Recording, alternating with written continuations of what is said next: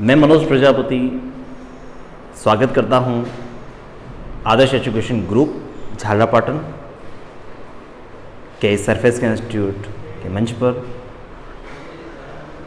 जिस किसी भी विद्यार्थी ने, मित्र ने इस ऐप्स को डाउनलोड नहीं किया है तो वो प्ले स्टोर पर जाकर आदर्श एजुकेशन ग्रुप को डाउनलोड करें, इंस्टॉल करें।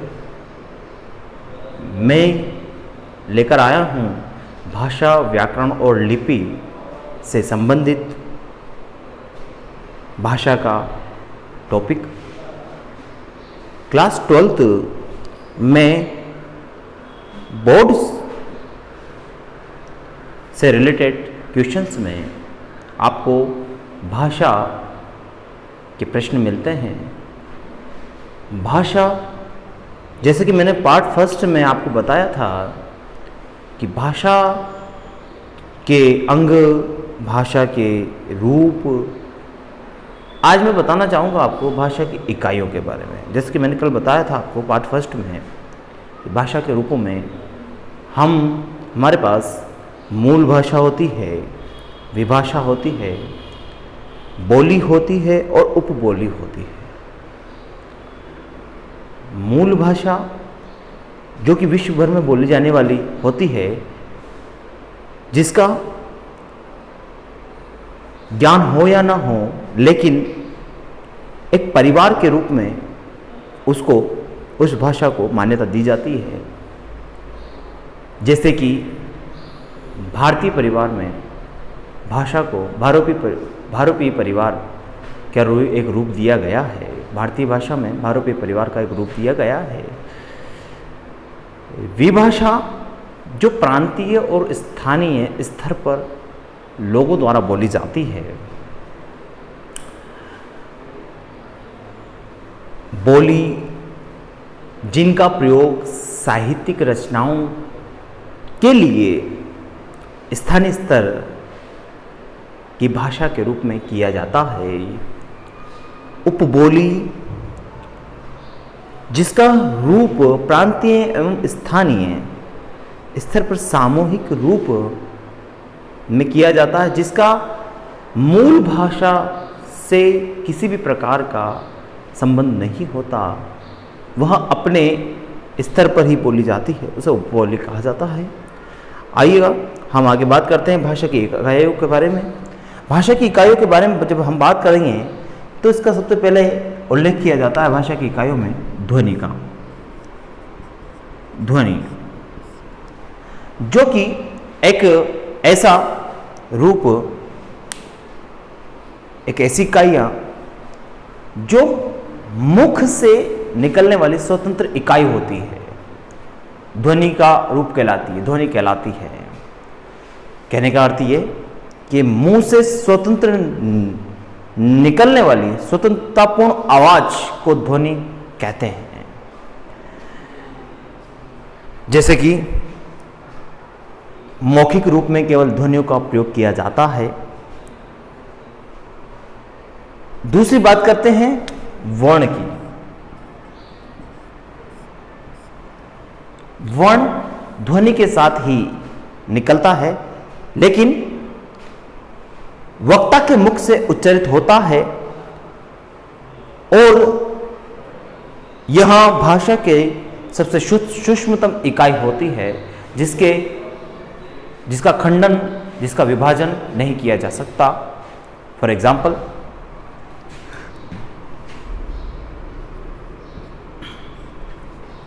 क,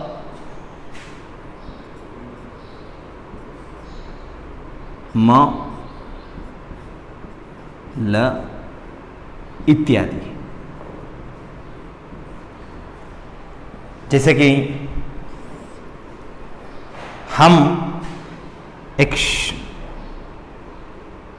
क को देखते हैं, हम इसका विभाजन तो कर सकते हैं। कैसे कर सकते हैं? क प्लस अ।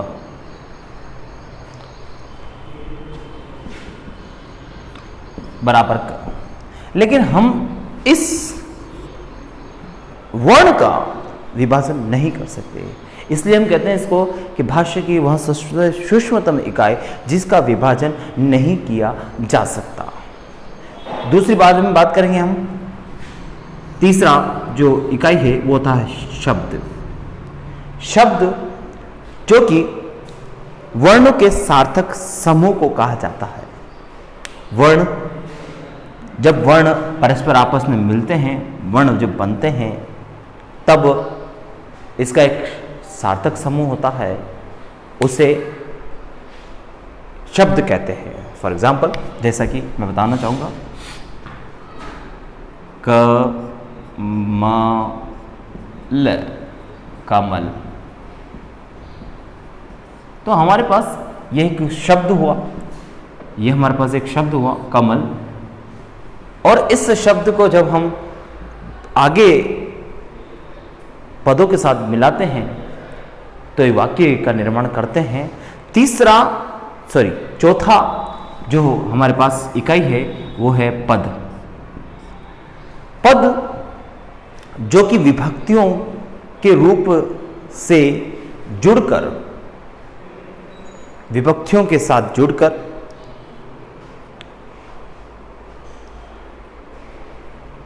वाक्य का निर्माण करता है। सीधे सीधे अर्थ में विभक्तियों से मिलकर बना हुआ पद पद कहलाता है। या वाक्य में प्रयुक्त शब्द व्यवहारिक रूप से विभक्तियों के अर्थ में प्रयुक्त होते हैं तो पद कहलाते हैं। फॉर एग्जाम्पल,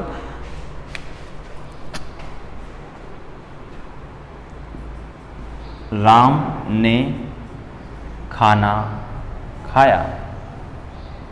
राम ने खाना खाया, हम यहाँ पे पद देखेंगे तो राम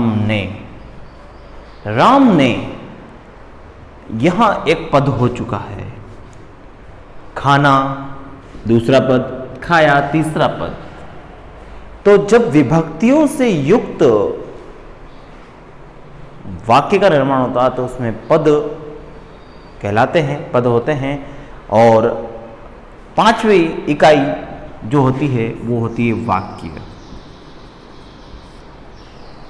वाक्य कहने का अर्थ यह है कि जब शब्दों के मेल से एक पूर्ण विचार व्यक्त होता है, वाक्य कहलाता है। वाक्य छोटे छोटे पदों से बनकर निर्माण होते हैं, निर्माण में आते हैं। तो इस तरह से हम बात करते हैं। हमने यहाँ पर पार्ट फर्स्ट और पार्ट सेकंड में जब हम देखते हैं कि भाषा की इकाइयाँ, हमने भाषा के रूप पढ़े हैं, भाषा के अंग पढ़े हैं।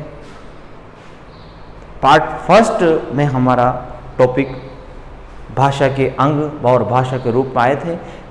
पार्ट सेकंड में हमने भाषा की इकाइयों के बारे में पढ़ा है कि भाषा की इकाई ध्वनि, वर्ण, शब्द, पद और वाक्य होते हैं।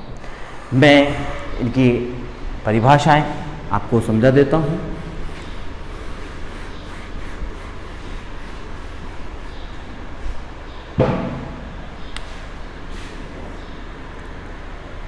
नंबर 1, ध्वनि।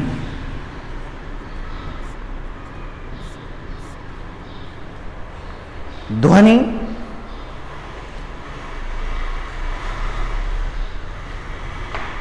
हमारे मुख से निकलने वाली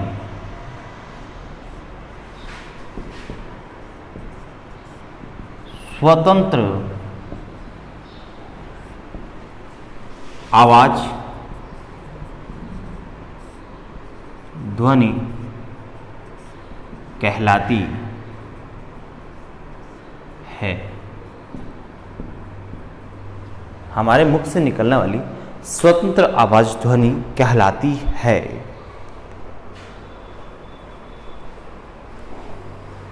या मौखिक भाषा मौखिक भाषा में ध्वनि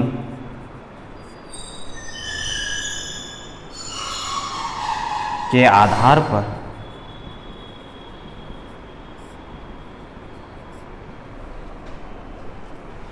शब्दों का निर्माण होता है।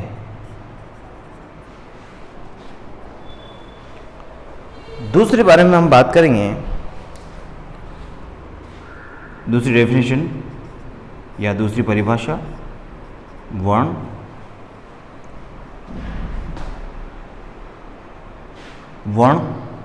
भाषा की वह सूक्ष्मतम इकाई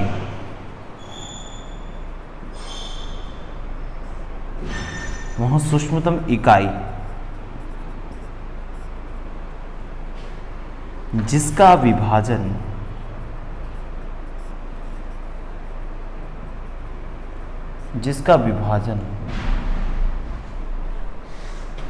नहीं होता,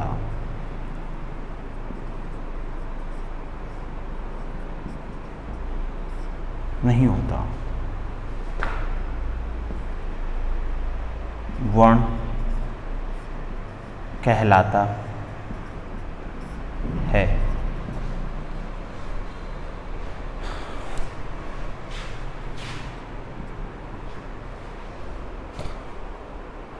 भाषा की सूक्ष्मतम इकाई जिसका विभाजन नहीं होता वर्ण कहलाता है। वर्ण ध्वनि के रूप में ही वक्ता के मुख से उच्चारित होता है। वर्ण ध्वनि के रूप में ही वक्ता के मुख से उच्चारित होता है।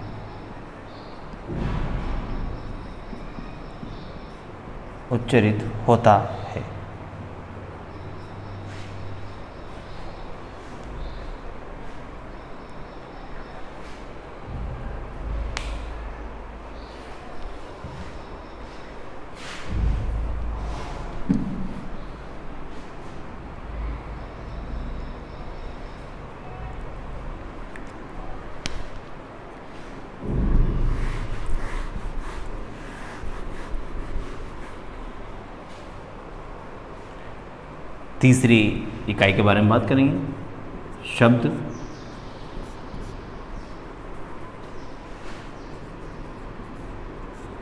वर्णों के सार्थक समूह को शब्द कहते हैं।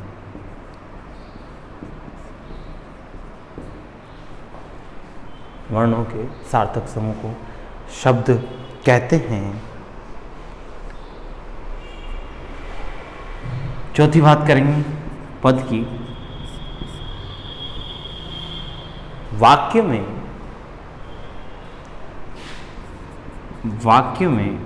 प्रयुक्त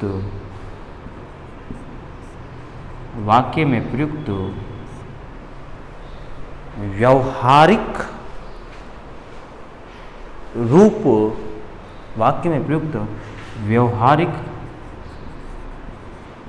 रूप या विभक्ति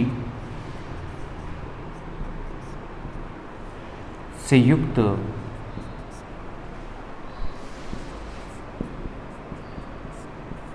पद कहलाते हैं। जैसे राम ने मोहन का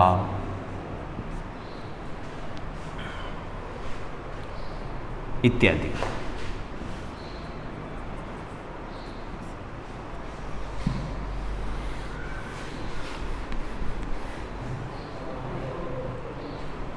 पांचवी बात करेंगे वाक्य की।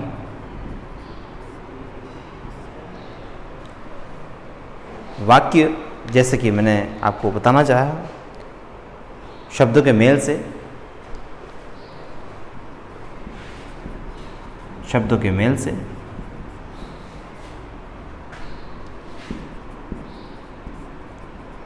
एक पूर्ण विचार प्रकट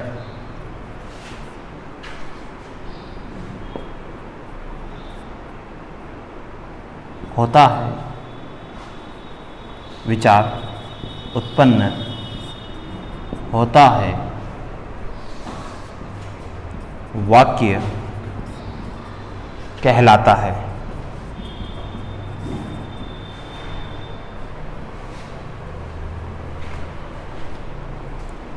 ठीक है फ्रेंड्स, मैंने यहाँ पर भाषा की इकाइयों के बारे में बताया है आपको, और मैं आगे आपके अगले पार्ट्स के लिए